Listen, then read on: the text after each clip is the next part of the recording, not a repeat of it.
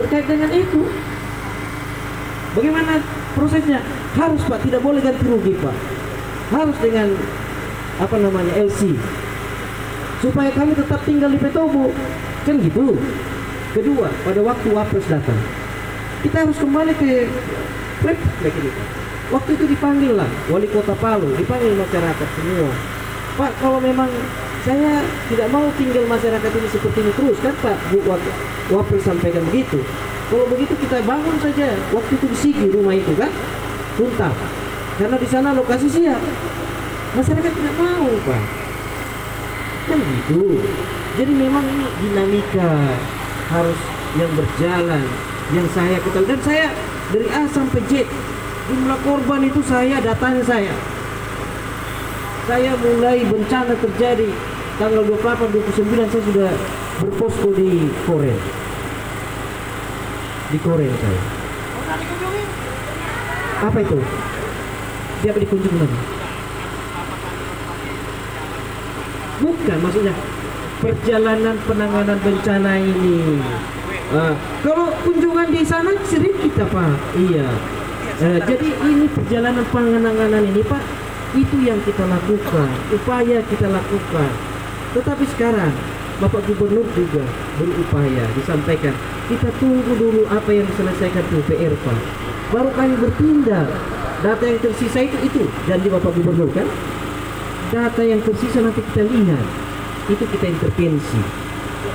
Ya, iya.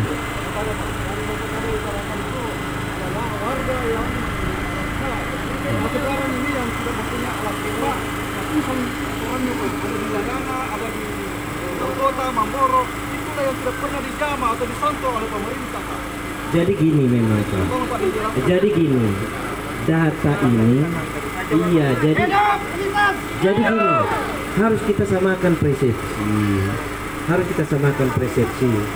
Jadi gini, data ini provinsi tidak bisa dilarang undang-undang langsung mendata masyarakat Pak.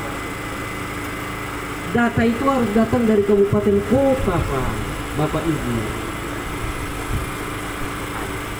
Itu sudah paham Bu? Jangan nanti gubernur disalahkan. Dan itu kesepakatan ditandatangani, ada tanda tangan sama saya, ada dokumen. Kalau saya lihat di mobil itu ada seperti ini dokumen dan tidak saya hilangkan itu. Tidak pernah saya hilangkan itu dokumen itu setebal ini, sampai sekarang ada sama saya itu. Saya serahkan kepada BPBD satu rangka. Jadi sekarang kita berikan waktu kepada Bapak Gubernur.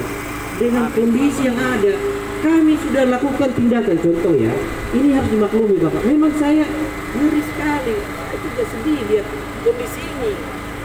Iya kan? Iya kan? Udah suci kita dibangun Pak. Sekarang di masyarakat kami masih digugat ini. Itu sedihnya Pak. Kami masih digugat.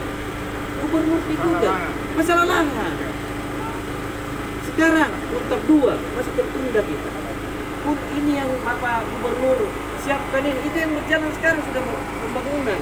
Mudah-mudahan sudah terisi nanti orang-orang yang tepat untuk itu ya, yang di Talise. Sekarang kita tunggu Petobo. Mudah-mudahan terrealisasi Petobo dengan konsep yang diberikan masyarakat. Setelah itu Gubernur sampaikan. Nanti yang tersisa di data itu dan saya dengan itu di beberapa kali Pak Gubernur sampaikan di data, nanti kita intervensi melalui cari jalan itu. Iya. Terkait Bapak bicara masalah data. Iya. Pertanyaan saya, berapa jumlah data penerima manfaat dulu bencana WTB yang sudah tersalurkan dan berapa sisanya? Baik penerima huntat atau stimulan. Data itu kan namanya ribuan Pak. Iya. Kalau ambil dokumen nanti sama saya. Ada nomornya Pak? Ada. Saya serahkan dokumen itu sama Bapak semua. Iya, Bapak nomornya Bapak. Iya, 081 341 270 772. Adiman. Nanti Bapak datang sama saya. Saya ambil data. Ya, jadi sekarang Bapak Gubernur tinggal intinya di situ Bapak. Sekarang kita coba PUPR realisasikan dulu target APBN itu. Kan itu yang tidak terrealisasi sampai saat ini karena lahan. Kami waktu itu lahan ini yang susah. Dulu ada konsep, nggak tahu lah jadi itu, nggak tahu kan itu sekarang ini diambil alih oleh kabupaten kota. Ada konsep perumahan satelit. Kan Bapak tahu perumahan satelit. Nggak tahu jadi, tapi itu diambil alih kabupaten kota. Kami hanya mengkoordinir, ini BPBD koordinir. Masih mudah-mudahan ada itu konsep perumahan satelit. Karena susahnya lahan ini kota. Membangun di kota bencana dengan di dalam di kabupaten beda. Karena lokasi yang susah. Kabupaten sekarang yang tersisa kan yang kata gendong yang tidak punya data itu silakan ke kabupaten kota supaya dirapatkan bersama ini bagaimana solusi untuk itu. Iya, silakan. Nama saya Muhammad Ektor Haji dari Desa Balaya Utara. Iya. Korban kita. Sekarang kami punya huntap sudah mulai dibangun, tersendat. Bahan-bahannya tidak ada. Jadi kita 3 bulan ini belum dibayar. Itu PUPR itu. Iya. Yang ditangani oleh Kasmekari. Nah begitu Pak. Jadi tiap hari saya ikut pergi ke lokasi, melihat orang kerja. Kalau ada yang salah saya suruh bongkar ini, perbaiki. Karena kami mau menghuni situ 64 kakak. Nah, jadi janji secepatnya harus selesai. Dan yang kedua, stimulan. Anak saya tidak dapat hancur total. Karena di desa saya minta sama dari pihak yang ada hubungan dengan stimulan turun langsung ke lapangan. Jangan kirim orang ke sana, orang cari uang. Yang rusak sedang jadi rusak berat. Cair 50 keluar 5 juta. Cair 25 keluar 2,5 juta. Dan itu saya pertanggungjawabkan. Cari saya kalau ke desa Sibalaya Utara. Ada. Dan bertanggung jawab yang berbayar. Saya sudah bilang, kamu nanti putar balik, saya suruh penjara. Saya lapor polisi. Dia bilang, oh iya, siap. Begitu. Terima kasih. Nah, terima kasih. Kalau saya Pak, warga Kecamatan Gumbasa, Desa Simoro. Nama saya Ismail. Ya. Kabupaten Sigi, Pak. Ya, jadi kalau tadi di Kecamatan Tanam Bulaba ya, korban likuifaksi, artinya lokasi tempat rumahnya berdiri masa lampau itu sudah tidak ada. Nah, kalau saya mungkin korban gempa tidak kena likuifaksi dengan tsunami karena jauh dari titik itu, namun hanya korban gempa rumah saya rubuh ya, dan belum ada bantuan atau sentuhan bantuan sedikitpun sampai saat ini Pak.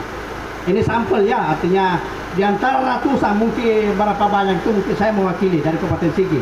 Jadi tadi disinggung itu masalah huntap ya.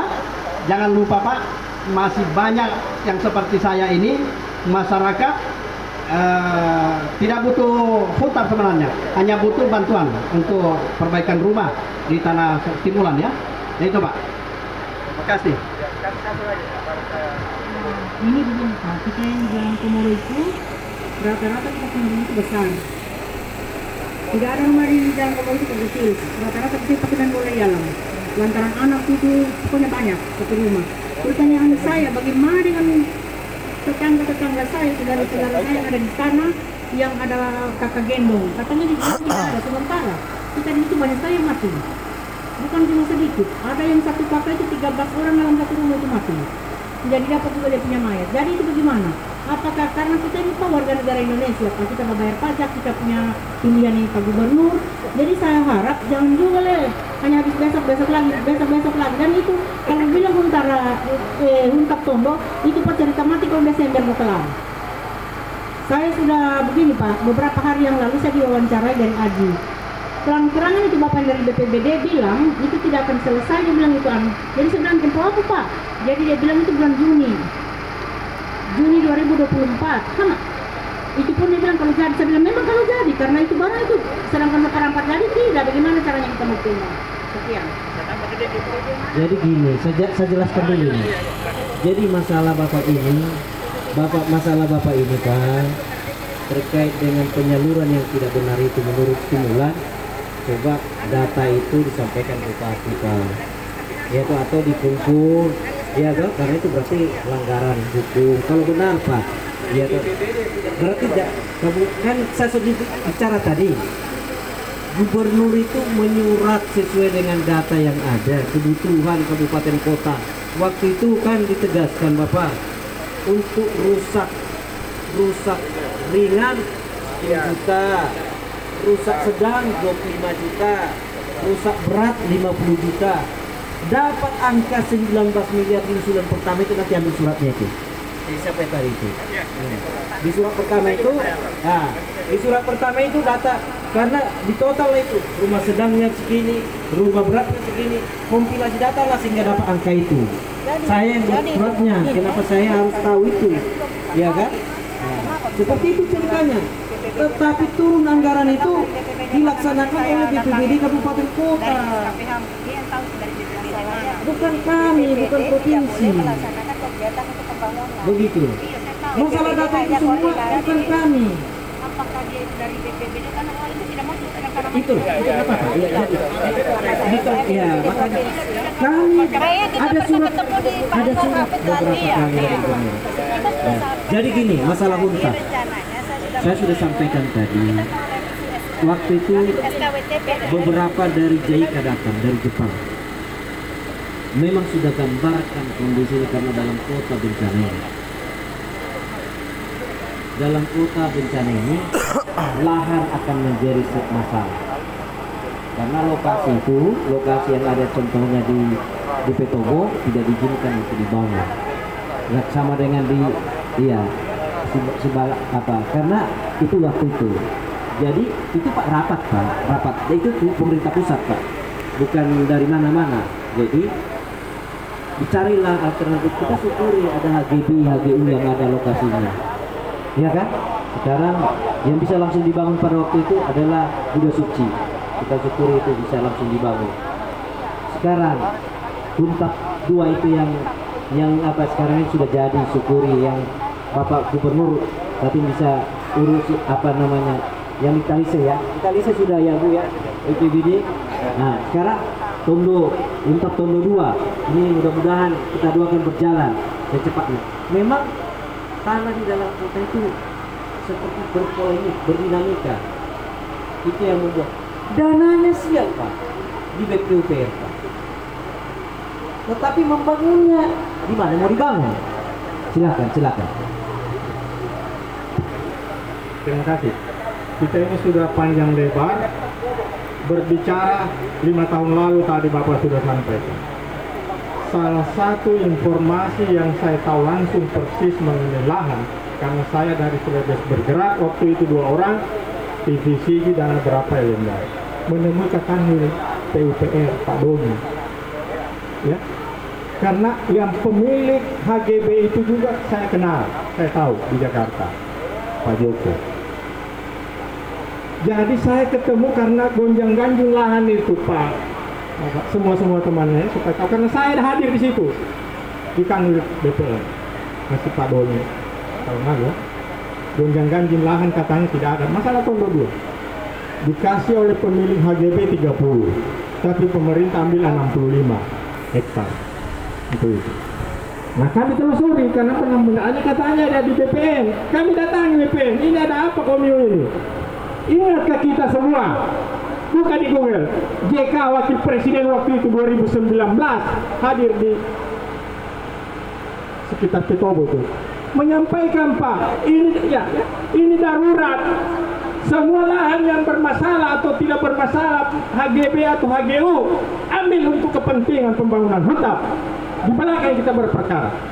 Kalau Wapres ngomong Pak setara dengan Kepres itu, kenapa tidak dijalankan oleh pemerintah Sulawesi Tengah? Gonjang-ganjing pemilik-pemilik kami telusuri. Ternyata pemilik HGB Pak, saya tekankan sama Kakanwil, jangan perpanjang HGB-nya karena berakhir 2019. Kalau Bapak perpanjang, kami berhadapan dengan Bapak. 2019 Pak berakhir karena alasan dari pemilik HGB. Kami sudah mengurus perpanjangannya 2017 untuk minta perpanjangan. Anda minta boleh, tapi diluluskan belum tentu. Itu tadi Bapak maksud mungkin digugat. Ya.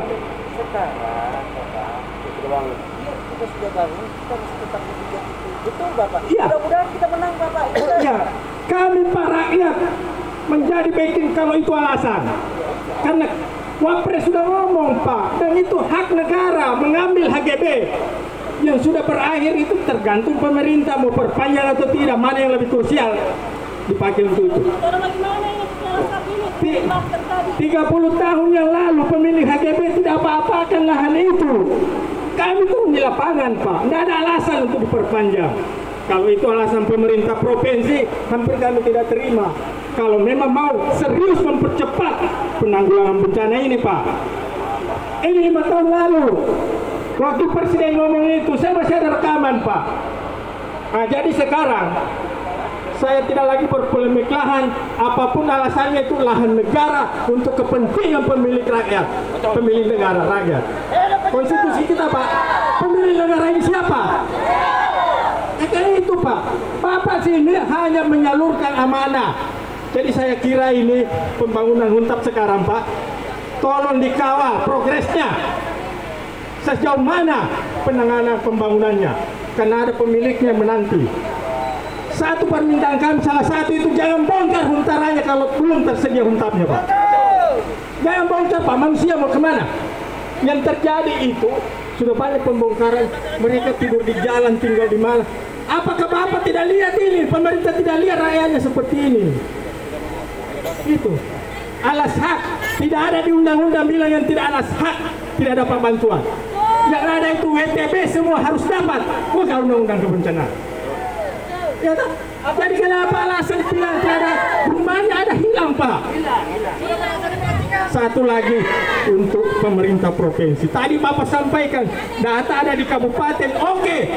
Tapi status bencana ini Pak, bencana daerah. Gubernur yang bertanggung jawab penuh. Pemahaman saya begitu Pak, kalau keliru mohon maaf. Jadi semua data di kabupaten kota itu Bapak harus tahu, gubernur harus tahu penyalurannya. Sejauh mana penyaluran stimulan dana bantuan luar negeri yang masuk di provinsi ini. Bukan mencuci tangan Pak, jangan Pak Kusoro lagi. Ya. Kami minta ketekasan ini, jembatani kami ketemu gubernur. Terima kasih, Assalamualaikum warahmatullahi wabarakatuh. Pak Amir, sebelum berakhir saya ini mau tanyakan, tadi Bapak bilang mau ini kan atur jadwal. Alangkah baiknya kami yang hubungi Bapak, jangan Bapak hubungi kami, karena takutnya lupa lagi nanti kan. Kan kebiasaan itu lupa. Kalau lupa kita datangi lagi. Nanti kami laporkan dengan Pak Gubernur ini. Ya, supaya kami tidak menunggu lama Pak. Kita mengurat keluar. Ya, Assalamualaikum warahmatullahi wabarakatuh. Minta maaf, barangkali berikan saya kesempatan Pak sedikit. Ya. Terserah Pak, pokoknya jadwalkan. Terserah. Ya, kalau Pak dengar kami dari penyintas layanan, ada beberapa cerita terkait masalah nasib Huntara Layana yang tidak mempunyai alas hak. Kemarin Pak, tanggal 18 Oktober 2022, kami sudah menyurat ke Wali Kota dan kami diterima oleh Pak Hadianto. Di mana pertemuan itu menghasilkan, pertama pada saat pertemuan itu kami menyampaikan bahwa kami ini tidak mempunyai alas hak. Bagaimana solusinya Pak? Saudara-saudara kami ini Pak sudah masuk sebagian di Huntara karena sudah sebagian masuk di Huntara karena dia mempunyai alas hak, sertifikat dan SKPT. Nah, bagaimana solusinya yang tidak mempunyai alas hak? Beliau mengatakan bahwa memang tidak bisa, itu regulasi yang telah ditetapkan oleh pemerintah bahwa yang tidak mempunyai alas hak itu tidak berhak mendapatkan Huntara. Nah, sekarang ini apa yang saya harus perbuat Pak? Bagaimana bisa kita juga bisa mendapatkan Huntara karena kami ini WTG juga. Kami warga terdampak dan bukan sedikit Pak yang meninggal. Ada 49 yang meninggal di Huntara di pesisir pantai. 48, iya. Nah, begitu perdebatan pembicaraan terus, akhirnya dia mengeluarkan solusi bahwa begini Pak, kami bisa membantu. kami bisa membantu dalam hal pembangunannya saja, yang nilainya pada saat itu Pak Wali sendiri bilang, ada videonya sama saya Pak, ada jejak digitalnya sama saya sampai sekarang. Nah, Pak Wali sendiri ngomong bahwa kami bisa membantu dalam hal pembangunannya saja, yang nilainya 50 juta pada saat itu. Dan sekarang sudah ada kepres 60 juta, kalau tidak salah ya. Nah, terus selanjut lagi, jadi bagaimana lahannya Pak? Oh, kalau itu lahan kami miskin lahan untuk kota. Yang banyak lahannya itu gubernur. Makanya saya menyurat Pak, saya menyurat ke gubernur dan diterima oleh staf ahli Farida Saleh. Nah, kita diterima Pak di dalam, ada beberapa perwakilan, ada 15 orang masuk. Nah, beliau mengatakan, Farida Saleh itu mengatakan bahwa masalah lahan itu sudah saya serahkan kepada kota. Nah, ini jangan sampai seperti ini lagi terjadi. Bapak beroper Pak. Tolong Pak, jangan kali Pak. Itu bahasanya Pak. Ya. Itu bahasanya beliau Pak. Jadi pertanyaan ini Pak, siapa yang mengeluarkan solusi ini Pak? Siapa yang bisa menyelesaikan permasalahan ini Pak? Nah, dengan adanya statement seperti itu, kami tidak berputus asa. Kami cari lahan sendiri Pak, dengan patungan swadaya masyarakat dan menghasilkan 5.100.000. 5.100.000 sebagai tanda jadi. Kita dapat di layanan tua tanda jadi dan diberi limit 1 tahun. Apabila tidak dilunasi selama 1 tahun itu akan kembali ke warga yang pemilik lahan. Nah, kita dengan seiring waktu kita sebar buat proposal. Dan proposal sebagian sudah diambil oleh staf ahli Farida Saleh. Nah, dan diambil juga oleh DPR. Dan teman-teman juga yang bawa. Nah, ini Pak, contohnya ini. Bisa Bapak lihat sendiri. Nah, iya. Nah, ini buktinya Pak. Ini buktinya ini. Akhirnya sampai sekarang tidak ada hasilnya Pak. Tidak ada hasilnya Pak. 1 tahun. Akhirnya yang punya lahan menagih sama kita. Bagaimana? Kapan dibayar? Nah, barangkali saya sampaikan kepada bapak-bapak yang hadir ini. Kira-kira apa pendapat Bapak tentang kami yang tidak mempunyai alas hak? Apakah ada solusi Pak? Apakah ada solusi Pak? Kami ini tinggal di bibir pantai. Kami tinggal di bibir pantai Pak. Sudah 3 kali ikut pemilu. Bahkan wali kota sendiri yang datang ke kami untuk mencari massa, mencari suara. Tapi pada saat itu dia tidak masuk, tidak lolos waktu berpasangan dengan Pak Gubernur juga membawa apa namanya? Apa janjinya Pak Gubernur? Kartu. Nah, itu. Nah, tapi itu tidak masalah. Nah, cuma ini tolong Pak ditanggapi sebagai warga yang tidak mempunyai alas hak. Iya, silakan. Oke, jadi begini Pak. Semua sudah kami sampaikan. Jadi disimpulkan saja apa yang yang diinginkan oleh korban, karena kami akan berkas lagi di DPR ini. Jadi begini Pak,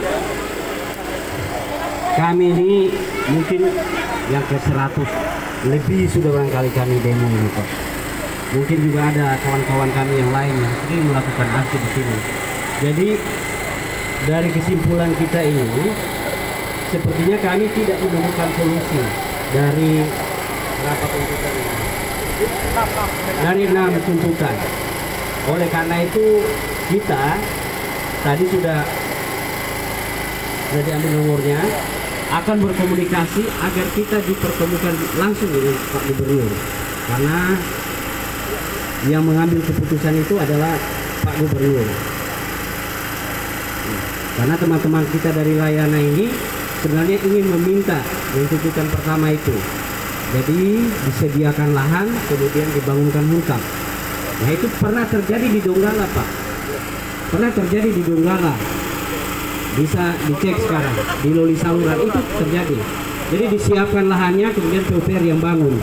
Nah, itu yang kita minta kepada penyintas yang ada di layanan ini. Gubernur menyediakan lahan kemudian nanti dibangunkan hutannya. Mungkin itu kita akan kembali ke DPR untuk menyampaikan tuntutan kita selanjutnya. Terima kasih. Saya kembalikan kepada Korlap. Untuk masa aksi kita bergerak ke kantor DPR.